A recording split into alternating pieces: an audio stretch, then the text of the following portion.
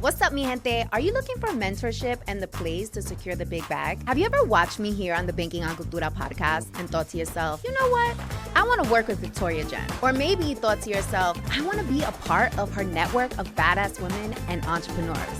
Well, guess what? You absolutely can. Join me this November 15th through the 16th in the heart of New York City for my 7th annual Secure the Big Bag and Wellness Summit. Let's face it, so many of us are tired, burnt out, ready to throw in the towel, honey, and quite frankly, we want to dedicate ourselves to the soft life. But what if there was a way for us to achieve both time and financial freedom and also have a healthy, well-balanced life? What if you could secure the big bag, build a business that fuels you versus drains you, as well as build a solid network of business besties who want to support and motivate you while also centering self? This summit is the premier destination for the latest marketing, sales, and AI tools that can 10x your business while also nurturing your well-being. Learn from top experts from both business and wellness, including executives from the corporate sector, so that you can explore corporate-level opportunities that can elevate your business to new heights. Ensuring you're not just prepared, but fully equipped to dominate in 2025 and beyond.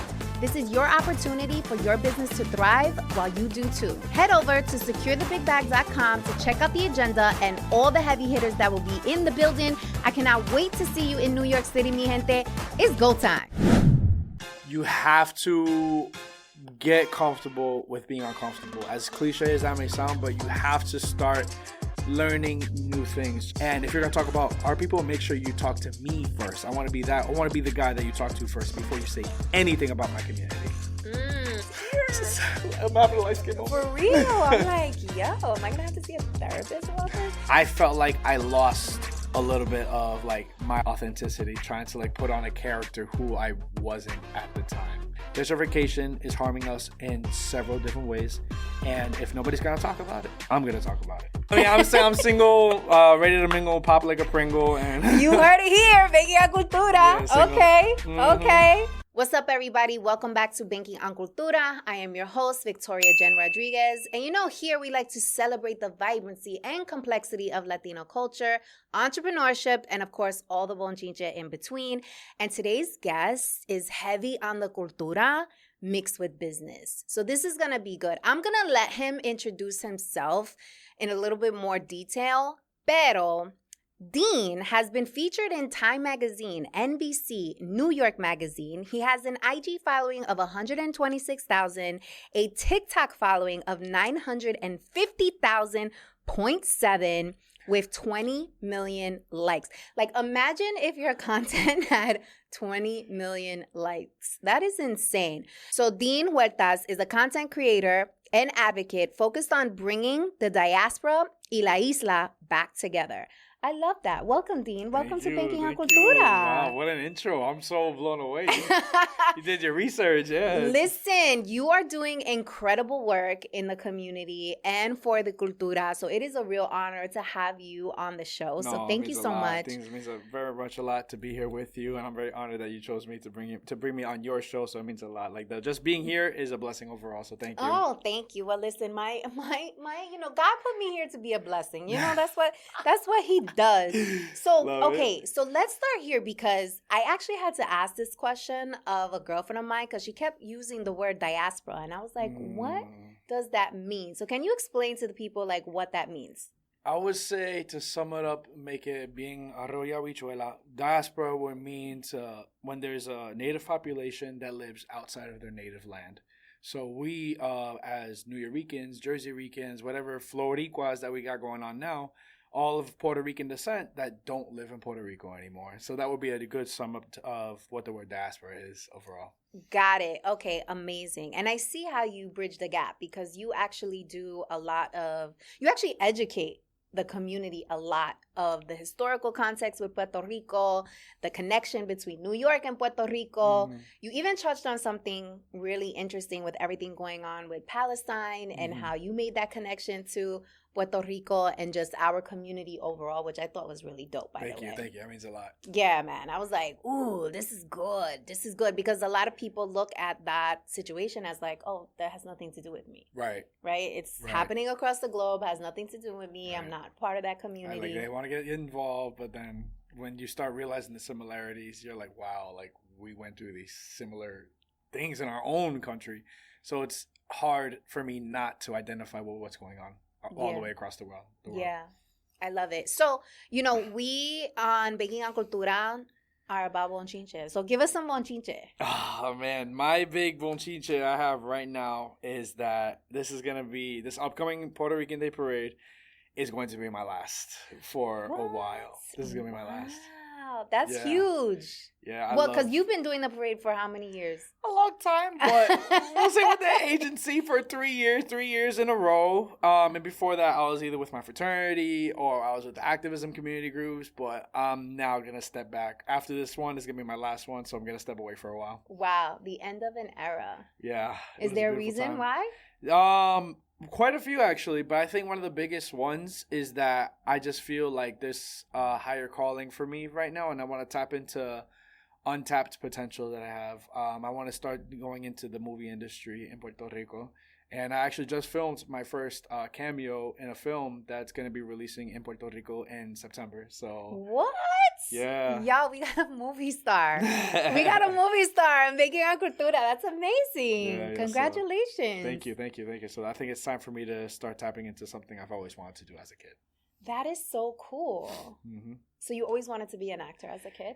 I was too shy. I felt like the spaces for the actor community was not really my type of community, so I just never took that leap of faith. And now I think it's time for me to get out of that comfort zone, and just do it and stop wasting time, Yeah. Mm-hmm. And I think probably a lot of that has to do with the fact that you are famous. That's one way to put it. So tell us about that journey, because you kind of blew up on social media after you took a stance, right? Right. So my platform started when I just wanted to make a point overall of saying, if there's 3 million people on the island, then there's something there in Puerto Rico. Because, you get told your whole life, there's nothing there. No hay nada in Puerto Rico. That's why everybody left. That's why there's more people living outside of Puerto Rico, this, that, the other. I'm just like, it didn't make sense to me. I was always a rebellious person. I'm just like, I need to verify why isn't there. Right. So I was just like, if there's 3 million, then that means there's something there. Whatever it is, career-wise, life-wise, whatever it is, I need to live life on my terms. So I just said, screw it. I went just to say, I'm a New Yorican. I live in Puerto Rico. Nobody can tell me otherwise. And from there, I just started getting into the activism, things like that. And that was how I got my start, And then I think what the blow-up was when I had to call this guy out, who was a gentrifier in Puerto Rico, that said all his friends that left Puerto Rico during a hurricane, that all his friends who displaced the local population, they up and left. So that left me with the question of, what happened to the locals? Where are we going to be during the hurricane? You left us without a roof, and now you're just going to leave us? It's things like that just me sacó por techo, and I'm just like, ay, Dios mío. So that's when I called this guy out, and that's when Dwayne Wade's wife liked my video on Twitter. That went everywhere. Super controversial, but it was to make a point that gentrification is harming us in several different ways, and if nobody's gonna talk about it, I'm gonna talk about it. Wait, Dwayne Wade, what's his wife's name? I'm trying to remember right now. Is it Gabrielle? Gabrielle, yeah, Gabrielle Union. Yes. Yeah, okay. She liked it, and then Bad Bunny's girlfriend at the time, Gabriela, shared my video on her social media page, and I was like, okay. Well, oh, wow. I'm about to get a lot of heat. Yeah, that is amazing. You were talking about the crypto boys, right? That were it was a lot of them was crypto. A lot of them was just either passed down generation millionaires that just bought up land and decided to leave during the hurricane, which I don't blame them. Obviously, we got to take refuge for our own safety purposes. But if you're buying people out of their homes and then you leave when it's time of natural disaster, what happened to the people that you bought them out of? Where are they going to go? Do they have a safe roof the way you took them out of their own safe roof?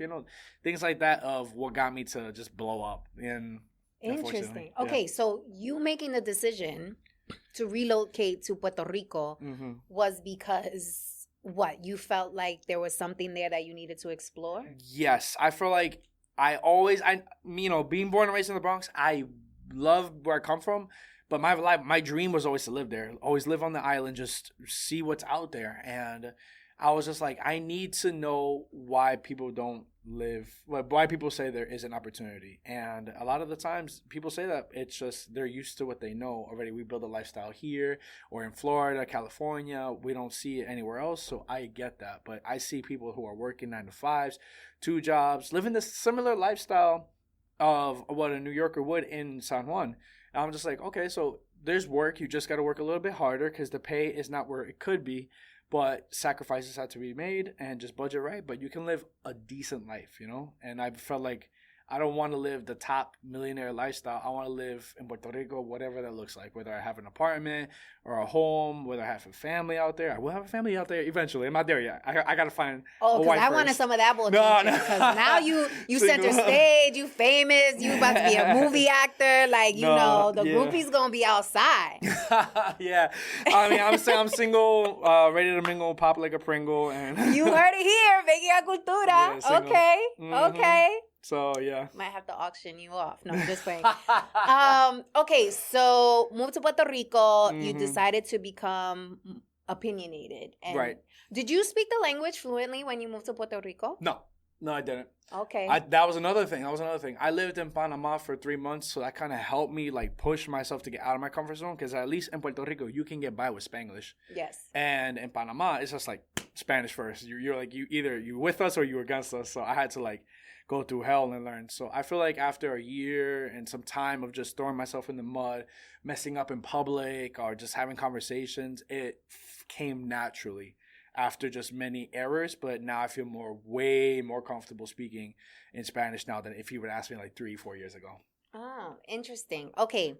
So you moved to Puerto Rico. You took a stance of these kind of like finance bros and just people with money. That's a good way to moving say it. to the island. Right. You went viral. Mm-hmm. You started getting all this attention. Were you happy about that? Were you nervous about that? I was actually very happy medium, because I knew it was gonna go viral, but I don't want my face to be the face of like an angry person, but I feel like I just had to let off some steam. I couldn't just let it fly, because you see me right now, we're having a nice conversation. I'm very chill for the most part, but I feel like that kind of set the stamp of what people see me as online, how I'm going to attack everybody, like I will fight. And I'm just like, I am a fighter, but I'm a lover too, Mm-hmm. And I knew that was going to come back with some backlash. I knew probably some brands that probably saw me and then just were turned off by it, or other brands that came on and they just wanted to see what I'm about, see how they can work with me, other companies, businesses, podcasters in Puerto Rico. Like, it was like, one door closed, but several more opened at the same time. Interesting. Mm-hmm. This is something that we try to drive home here on the podcast about, like, authenticity and being comfortable in your own skin, right, and how that will allow your people to find you. Right. You know what I'm saying? So when you said that you had brands that left, but you also had opportunity that came in, I think that's really important, because one of the brands that you had the opportunity to work with, you had shared with me that you felt was inauthentic. Can you share that story? Right. So, what's up, mi gente? Are you looking for mentorship and the place to secure the big bag? Have you ever watched me here on the Banking on Cultura podcast and thought to yourself, you know what? I want to work with Victoria Jenn. Or maybe you thought to yourself, I want to be a part of her network of badass women and entrepreneurs. Well, guess what? You absolutely can. Join me this November 15th through the 16th in the heart of New York City for my 7th annual Secure the Big Bag and Wellness Summit. Let's face it, so many of us are tired, burnt out, ready to throw in the towel, honey, and quite frankly, we want to dedicate ourselves to the soft life. But what if there was a way for us to achieve both time and financial freedom and also have a healthy, well-balanced life? What if you could secure the big bag, build a business that fuels you versus drains you, as well as build a solid network of business besties who want to support and motivate you while also centering self? This summit is the premier destination for the latest marketing, sales, and AI tools that can 10x your business while also nurturing your well-being. Learn from top experts from both business and wellness, including executives from the corporate sector, so that you can explore corporate-level opportunities that can elevate your business to new heights. Ensuring you're not just prepared, but fully equipped to dominate in 2025 and beyond. This is your opportunity for your business to thrive while you do too. Head over to securethebigbag.com to check out the agenda and all the heavy hitters that will be in the building. I cannot wait to see you in New York City, mi gente. It's go time. And this is all love. Axe, by the way. When I grew up in high school, Axe. Well, my first big brand was Axe body spray. And they were very upfront. They said, we would love to collab with you. Just do one video. We'll give you X amount of dollars. I'll get back to you on the price. I don't remember. Oh, because we gotta share dollars here. Yeah, we got to. We gotta be money transparent. I got you. But I feel like at the time when I was, working, just got laid off one job and I was in transition to another, so I was really dependent on that check that was going to come through, which was enough. Mm-hmm. It was my first time dealing with like a reputable brand, so I was like, how do I still stay true to myself but also market this brand that they gave me? Because they mailed me can of spray of Axe body spray, and they said do something. They had a theme too. They had a thing. They wanted to pay me X amount of dollars to do something they want their way. And they were asking for a lot of editing after the first attempt. So I think maybe I could have asked for more. Maybe I could have gotten paid more, but because it was a lot of work for just one video. And it was like they paid with the W-4, the W-9, whatever. Mm-hmm. So it took like 30 days after the video to get posted to then get paid. So it was like a big gap in between. But it was my first time. I was nervous. They actually sent me suggestions of what I could do to sort of like fit the theme, the ad. And in doing so, I felt like I lost a little bit of like my authenticity, trying to like put on a character who I wasn't at the time. And I feel like that's what kind of like maybe dropped a little bit of my following, a little bit of like putting on a fake face. What was it? Like, what did you have to do that was? It was just like me being in a workplace, like how to be successful, like, and just putting on Axe body spray without saying like try out Axe body spray. But you just have to see me putting on the spray. And then just all of a sudden your ego is boosted, or you have a better vibe, or something like that. Oh, so it was like putting on a skill. That doesn't. Probably what would have worked better if like you just got off the baseball field or something and right. You put it on. That's what I'm saying. I always think about it. So it's just like I could have done so many different things after, Yeah. But it was like I was like, for me, I felt like it was a good experience. It was a little bit of a crash and burn, but now I know when I do other brands and other content moving forward, how I can stay true to myself, but how I can also sponsor this brand. So I've seen so many content creators. They get super creative. I'm just like, damn, like I could have done that. I see so many people interviewing in the streets, or give a little historical context, or being like a little comedy skit. There were so many different ways. And I feel like I was just so focused. I'm just trying to be the perfect image when I was, in doing so, negating my true self. I love that. I think we all have those learnings that come up where we have to, it needed to happen. Like where we're tested and we're challenged, like our identity, and we have to decide, like, okay, am I gonna play their game or am I going to play by my rules? Right. Because that's what got them to come to you in the first place. Exactly.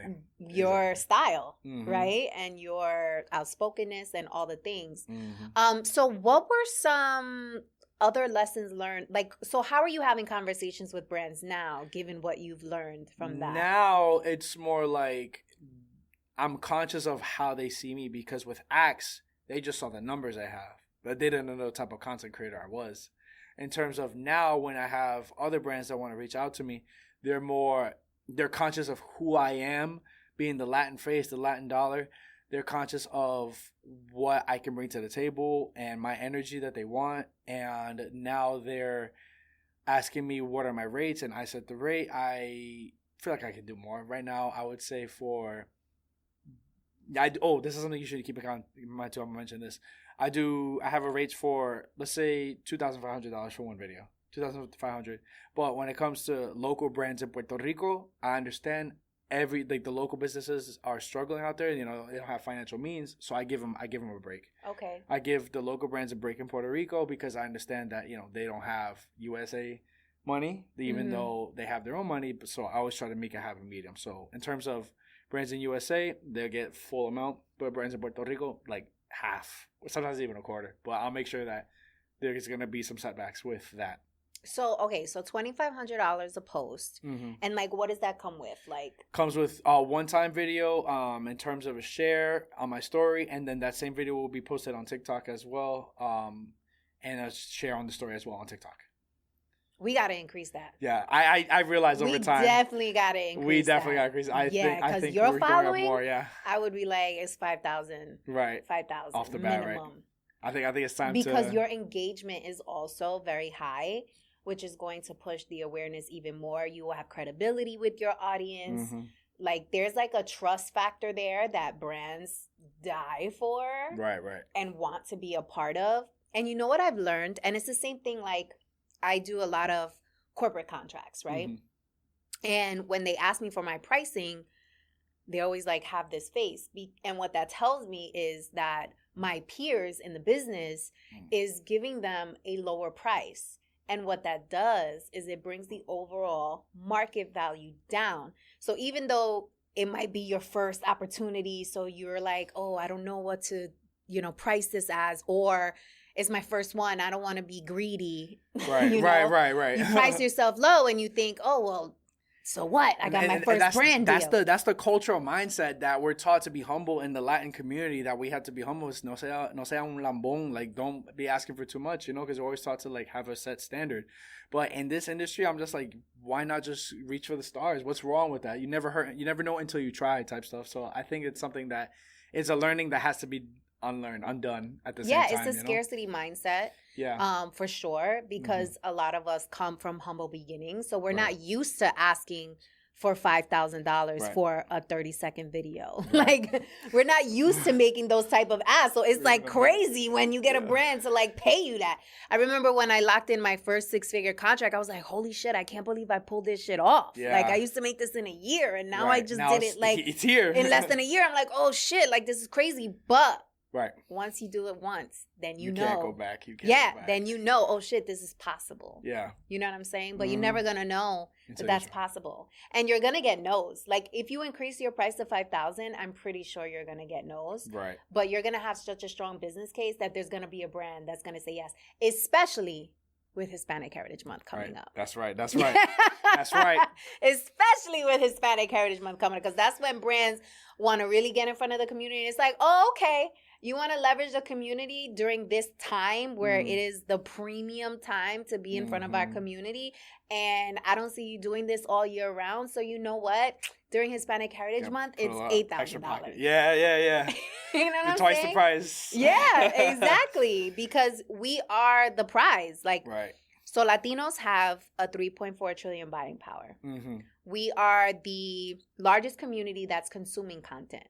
We're the largest community that are making purchases online. And we tend to make purchases when we see somebody who looks like us. Yeah. Okay. And we're the largest consumer of video content.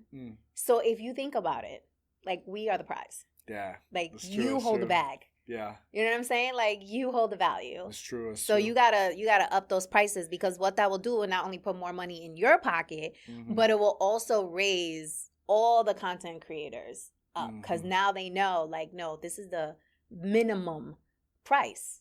Right? For so long, I feel like they've been trying to set the price for us. And we've just been like, oh, okay, because we're just so, like, gassed to, like, work with a brand. And we're like, oh, shit, like, this is crazy. Like, axe what? Yeah. Right? But really, like, we have the power to set the price. That's true. Right? So I feel like this is a motivational speaking right now. It means a lot. No, it really does mean a lot, because sometimes I just get so caught up in, like, what if they say no? Or it's just like, but I had to realize that just because you can work with it, but it doesn't mean you have to, like, if you know your value, know your worth, don't settle for less. Totally. And like, yo, I would fucking die for your community. Like, you have such an amazing community that, like, supports you, that engages with your content, that, like, looks forward to the education that you provide them. Like, that's powerful. Like, double down into that for sure. Thank you. Listen, and you could call me if you need a pep talk. Before Absolutely. No, you better ask them for $8,000. You better ask them for $8,000. I got you. Shit. Okay. So I want to go into what would be your advice for content creators? What's up, mi gente? Are you looking for mentorship and the place to secure the big bag? Have you ever watched me here on the Banking on Cultura podcast and thought to yourself, you know what?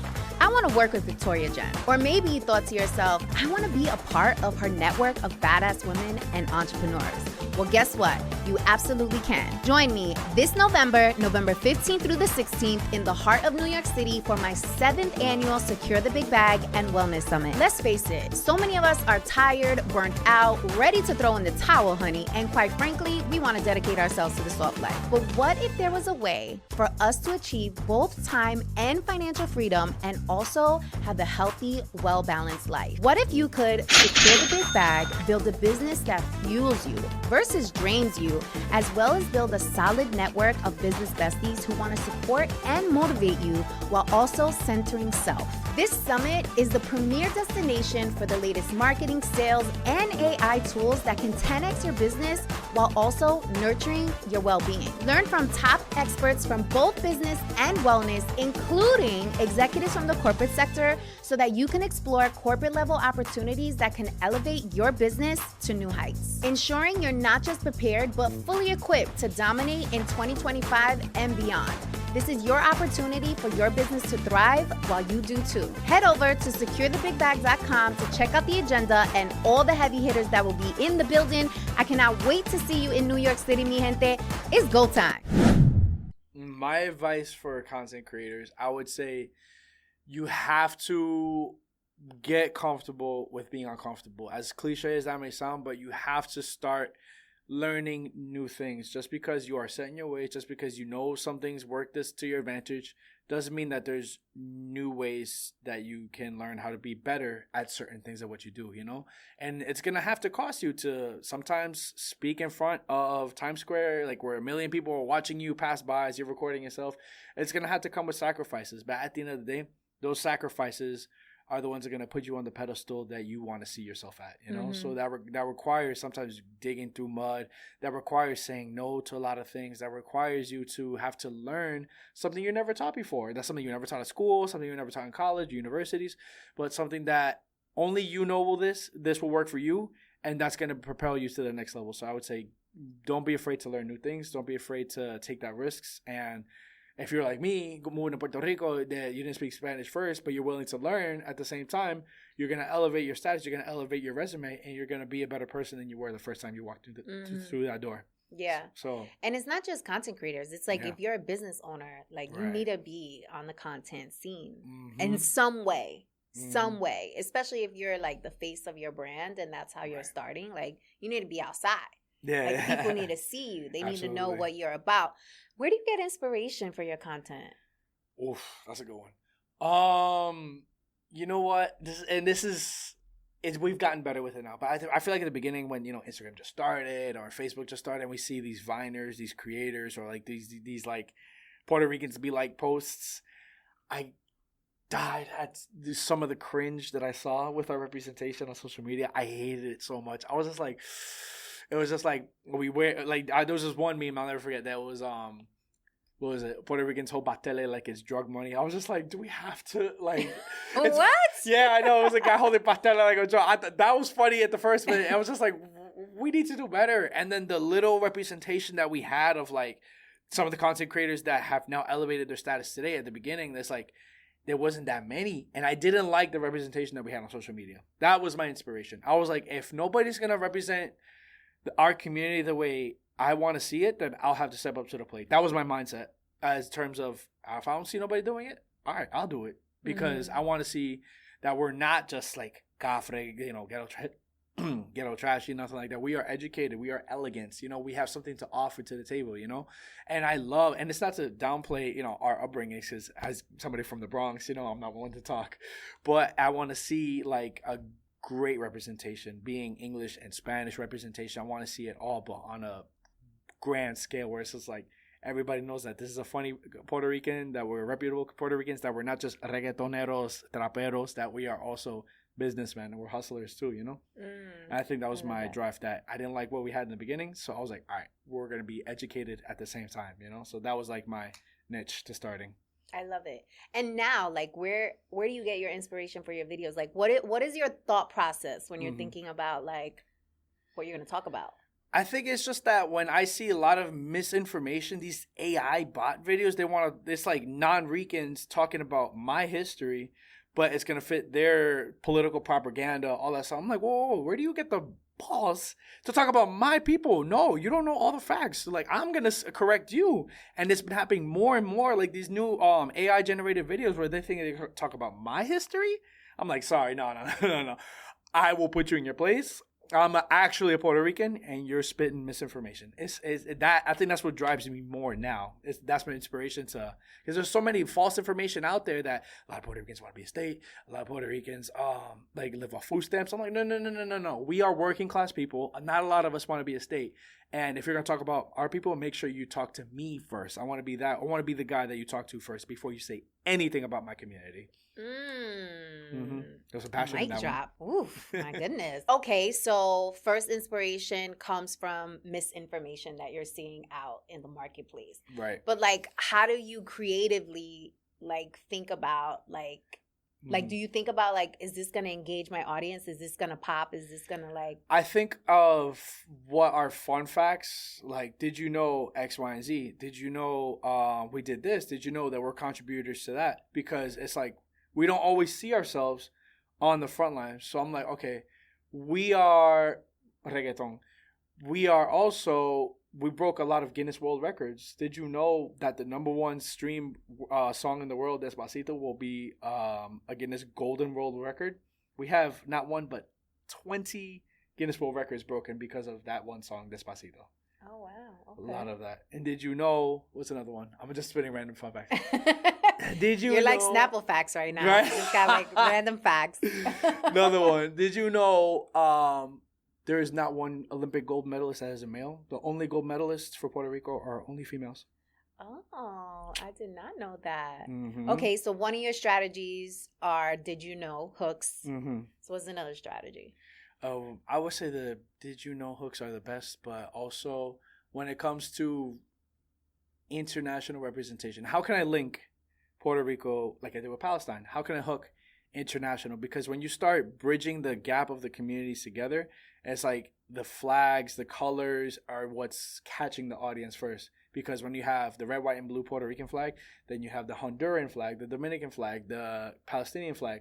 I think colors are like key to catching the eye first. So then how can you catch those colors and bring some facts that come with the flag, the history, keynotes, all that together? And I think that's been one of my biggest strategies to how to catch the eye first, because that's why I use my background images, because a lot of people, they can't just sit in a classroom and be educated. Oh, this is 1898, this, that, the other on a chalkboard. It never worked for me.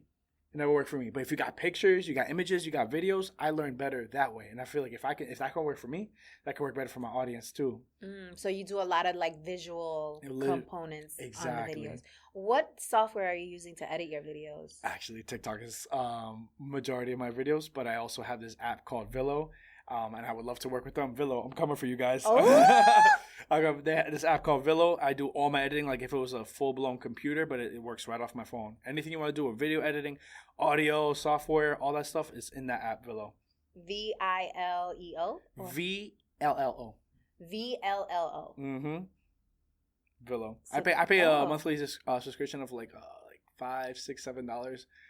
Okay. And it's bueno, bonito, y barato, and it does the job. Okay. Everything I want to do, I have full access to do it. And what's the spelling again? VLLO. VLLO. Mm-hmm. Interesting. Okay. I've never heard of that. I'm going to check that out. Look into it.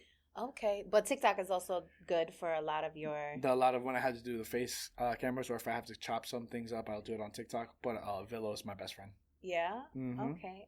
Are you finding yourself loving TikTok more than Instagram right now? Or I'm going to have to start cutting the strings soon, because whatever happens with the United States and TikTok, I might have to say sayonara very soon, you know? So that's something that I unfortunately have to come to terms with. I love TikTok more because I feel like it's just, I feel free. I can express myself. Nobody cares.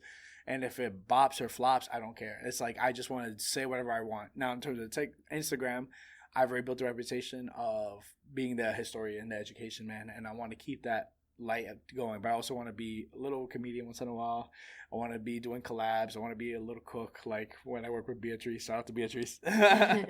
Things like that. But in terms of TikTok, I post a million videos like a day, a week. It's like I can express myself freely there, and whatever happens. And I take those, but strategy wise, whatever best video I have from TikTok, that goes on Instagram.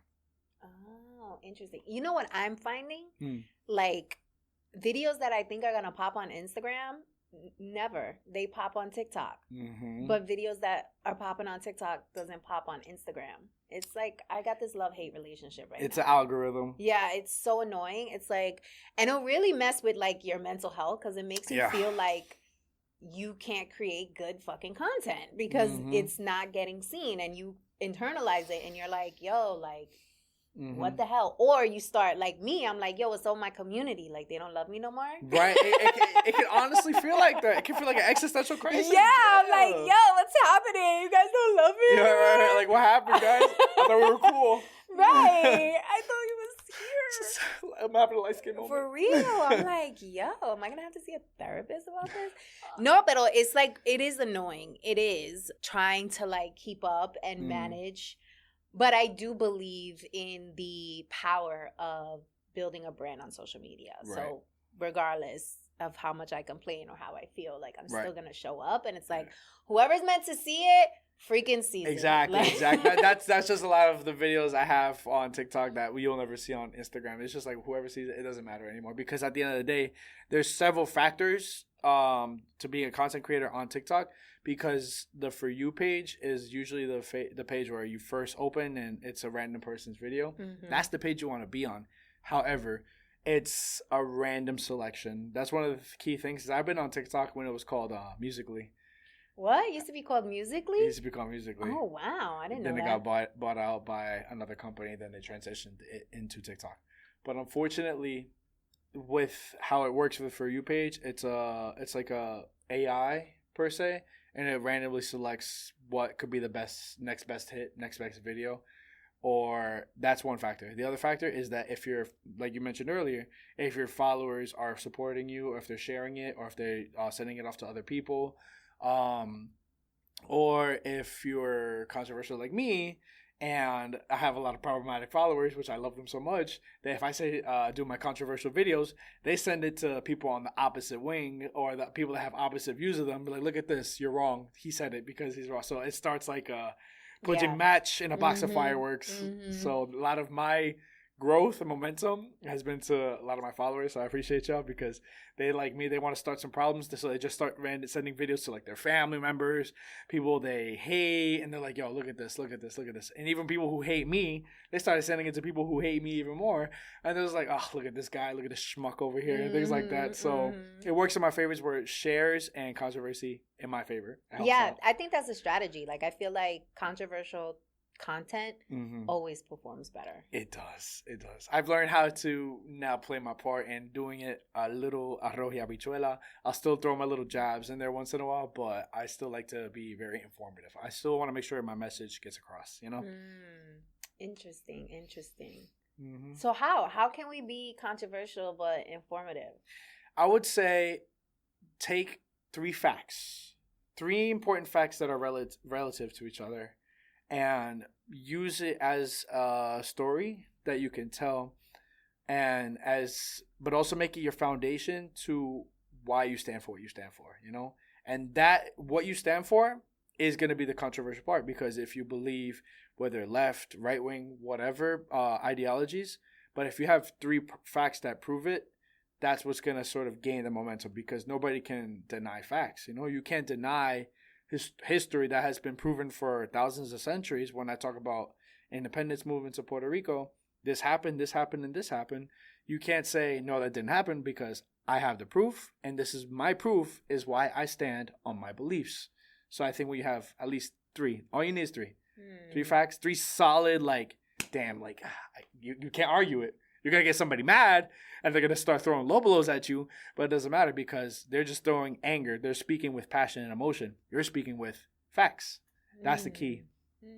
Interesting. And what if it's, like, not fact-based? That's the hard part. That's the hard because then sometimes you gotta take that L. Uh-huh. That's sometimes you gotta take that L. But if you still believe in what you want to believe in, there's alternatives to how you can go about it. I think if there's like one mistake out of the 3 facts, at least you got 2 right. 2 out of 3. You know, that's why I say you can't just have one. You need 3 overall. Can folks make a living off of content creation? Like, do you think would you advise someone to do that? I would say it's a hassle. It's a hassle. If you want, you know what you want, and you want to put your best foot forward, it's possible. I know a lot of people who quit their jobs just to take this full time. I got fired from my last job, which was like almost 2 years ago, and that boosted me into just becoming something who I am today. And it required me doing the sacrifice of not having to work, having to go out less, having to budget more. Is that why you're single? Yeah. Yeah, I think that's probably the best way to go about it. It's probably, yeah. Okay. Yeah. It's just maybe I haven't gone outside as much. Like, listen, are you treating? I'll go outside. If not, sorry, I can't do it. Babe, can you take care of the tab?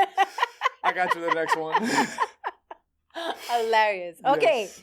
Let's go into the Talk That Talk segment where we address something taboo in the cultura. Is there anything you would like to address here? I'll give you a fact. And this is a good because he's like historian. Yeah. So this is a good one. Did you know in June 23rd of 1960, that's when the birth pill was originally released, right? The birth control pill. Birth control pill. Do you know how they got it, though? I don't. So 10 years before that, they were experimenting and euthanizing and sterilizing Puerto Rican women before that. And they had to do nonstop tests, and they sort of coerced our ancestors, into sterilization, forced sterilization. And through years of like testing, failures, all the things along the lines like that, is what led them to the 1960, the official release of when these birth control pills started working. And so that's when they were FDA approved.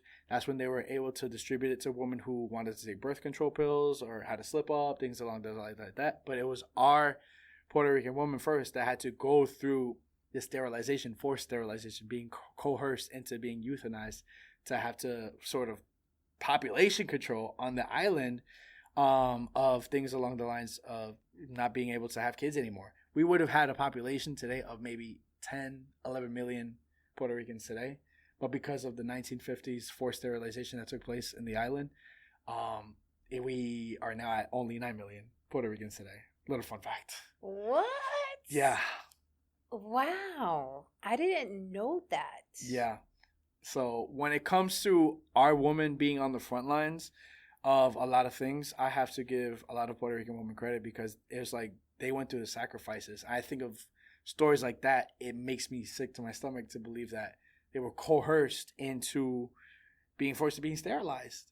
Couldn't have kids anymore. Some of them wouldn't even know if they were already pregnant and didn't even know it. But how'd they do that? Like what they There were some sort of tests that were being ran sort of by a lot of corporations, I'm not going to say.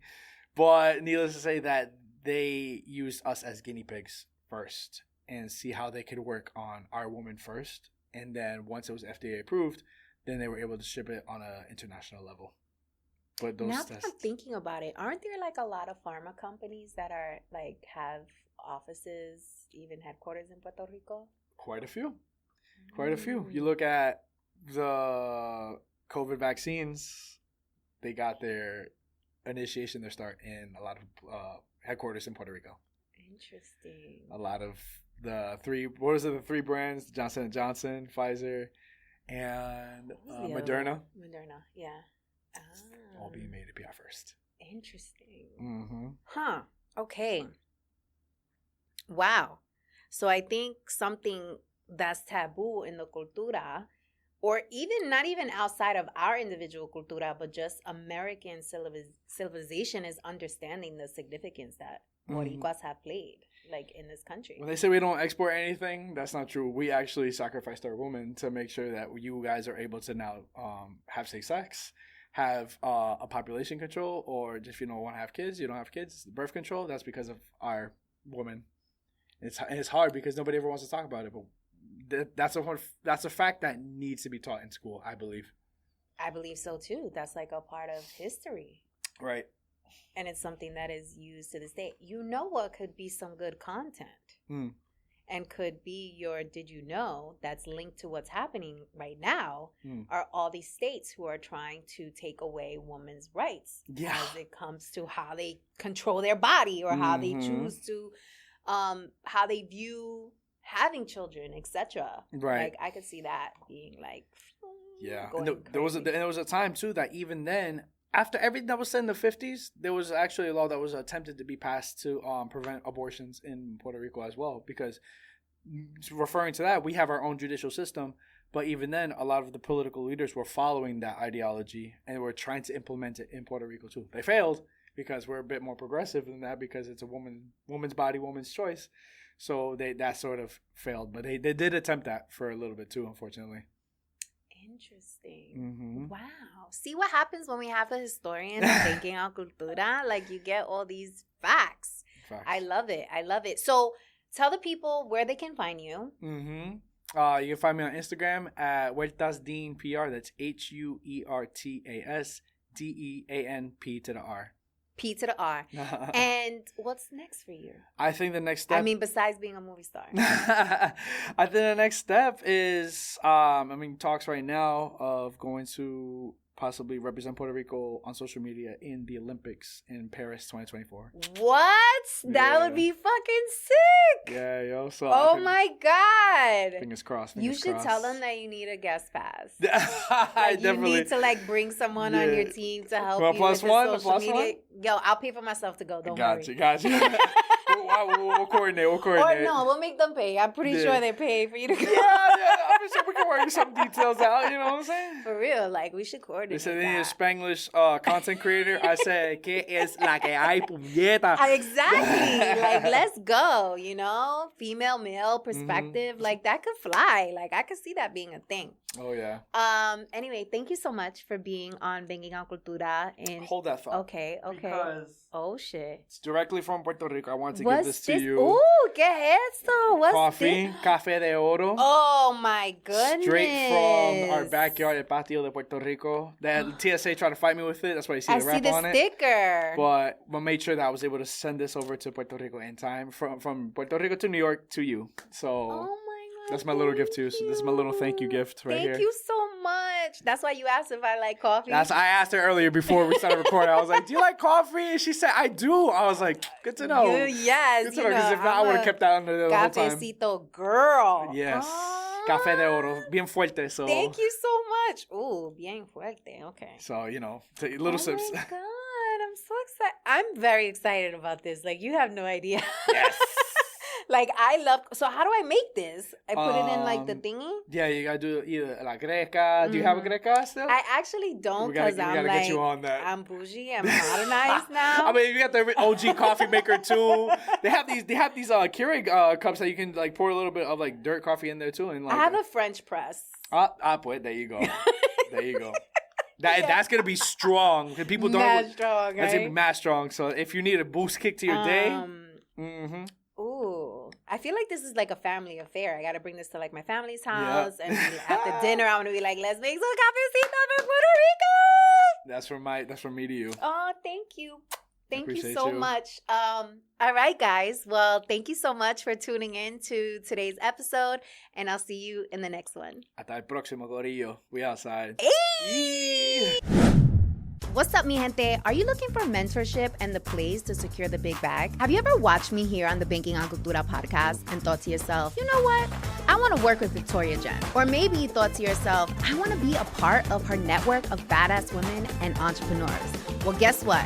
You absolutely can. Join me this November 15th through the 16th in the heart of New York City for my 7th annual Secure the Big Bag and Wellness Summit. Let's face it, so many of us are tired, burnt out, ready to throw in the towel, honey, and quite frankly, we want to dedicate ourselves to the soft life. But what if there was a way for us to achieve both time and financial freedom and also have a healthy, well-balanced life? What if you could secure the big bag, build a business that fuels you versus drains you, as well as build a solid network of business besties who want to support and motivate you while also centering self? This summit is the premier destination for the latest marketing, sales, and AI tools that can 10x your business while also nurturing your well-being. Learn from top experts from both business and wellness, including executives from the corporate sector, so that you can explore corporate-level opportunities that can elevate your business to new heights. Ensuring you're not just prepared, but fully equipped to dominate in 2025 and beyond. This is your opportunity for your business to thrive while you do too. Head over to securethebigbag.com to check out the agenda and all the heavy hitters that will be in the building. I cannot wait to see you in New York City, mi gente. It's go time. Mi gente, did you enjoy this episode? Are you loving Banking on Cultura? Make sure to subscribe and follow us. Our goal is to grow this community so that we can all embrace our Latinidad, secure the big bag, and never question our cultura ever again. Please also take a moment to leave us a review. I love reading your reviews. Let me know what you are thinking, what guests we should have on, and if there are any topics you would like me to cover. I appreciate you so much for being here. Te amo mucho, and I'll check you out in the next episode.